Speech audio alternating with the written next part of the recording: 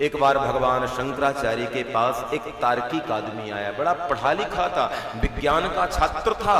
वो सिद्ध कर देता था कि दुनिया में भगवान है ही नहीं है।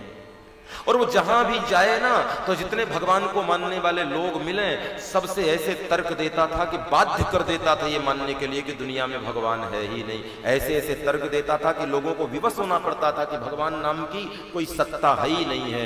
एक बार भगवान शंकराचार्य जी वहां पहुंचे तो गांव के ग्रामीणों ने कहा, बाबा हमारे गांव में एक पढ़ा लिखा आदमी आ गया है, वो जब देखो भक्ति भजन करने वाले लोगों के सामने ये सिद्ध कर देता है कि दुनिया में कोई भगवान है ही नहीं है। वो आपसे मिले तो शायद आपसे पराजय उसकी हो सकती है, और उसे खबर लग जाए कि आप आए हैं, भगवान को मानते हैं, तो वो आपके पास भी आएगा। और उसे खबर लगी तो भगवान शंकराचार्य के पास गया, और भगवान शंकराचार्य के पास जाकर कहता, मैं सिद्ध कर सकता हूं कि दुनिया में भगवान नहीं है। भगवान शंकराचार्य जी मुस्कुराए। साधु तो मुस्कुरा देता है सब सुन के। बोलो तो भैया सिद्ध करो, कैसे सिद्ध करते हो कि भगवान नहीं है? और उसने जो तर्क देना शुरू किया, भगवान नहीं है, भगवान नहीं है, हजारों तर्क दे डाले।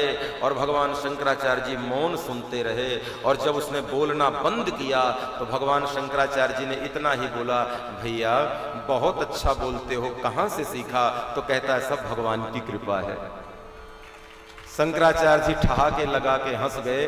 बोले मूढ़मती के आदमी, इतने देर से मैं भी तो मौन होके यही कह रहा हूं। एक तरफ तो कहता भगवान है नहीं, और दूसरे तरफ कहता भगवान की कृपा है। तो जब भगवान ही नहीं तो कृपा तेरे पास आसमान से आई है क्या?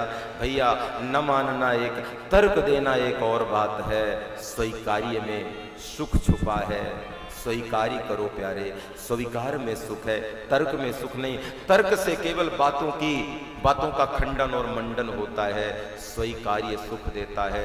दाम्पत्य जीवन को और गृहस्थ जीवन को आनंदमय करना है तो स्वीकार्य की पूंजी को सुरक्षित करो।